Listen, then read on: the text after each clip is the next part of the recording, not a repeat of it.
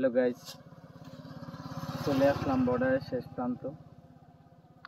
এটা হলো ওইদিকে, অবশ্য চা বাগানের লাস্ট প্রান্তে কাঁটাতারের বেড়া আছে, ওটা ইন্ডিয়ায়, আমি বাংলাদেশে দাঁড়িয়ে আছি। এটা হলো পঞ্চগড়ের চা বাগান, এটা হাটহারি উপজেলা। রাস্তা অনেক সুন্দর। এই হলাম আমি, দেখেন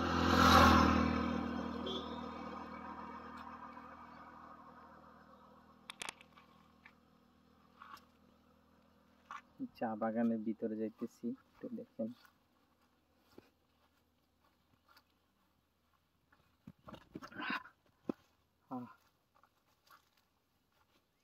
আয় নাজিম ভাই,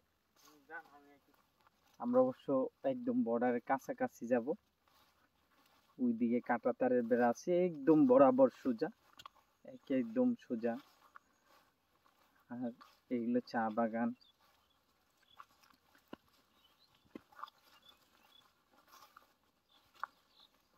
এটা হলো বাংলাদেশের শেষ প্রান্ত বলা চলে, আর একটু গেলে তেতুলিয়া।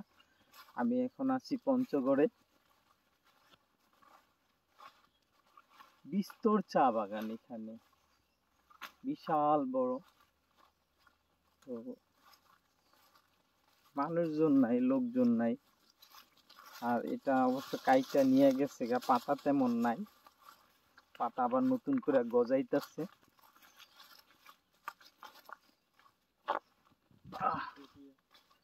ওই এটা বর্ডার লগ দিয়ে রাস্তা আছে।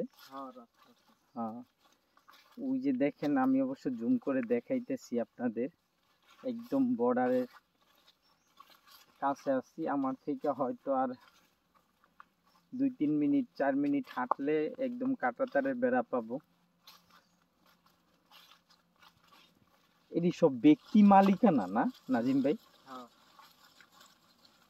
বিস্তর জায়গা, যারা এই ভাড়া নিয়ে করে না, নিজস্ব জায়গায় করে।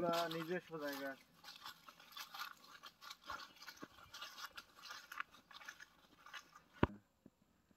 এটা হলো নাগল একটা নদী, দেখেন। আর আপনাদের দেখাচ্ছি, এই যে দেন কাঁটাতারের বেড়া, এটা হলো এর অপোজিট হলো ইন্ডিয়া। এই যে বেড়াটা দেখা যাচ্ছে খাম্বার লগদা, এটা হলো ইন্ডিয়া। আর এটা হলো একটা নদী, নাগল নদী। এখন সুদিন তো, বর্ষা শেষ হয়ে গেছে, যে জন্য নদীর পানি শুকিয়ে গেছে, একদম শুকনা। হ্যাঁ,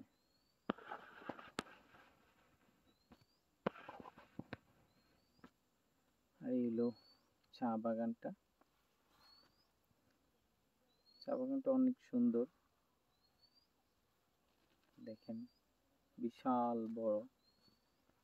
আরো আছে, কিন্তু এটা একটাতে আমি উঠাইছি। এরকম অসংখ্য চা বাগান পঞ্চগড়ে আছে, আপনারা আসলে দেখতে পারবেন।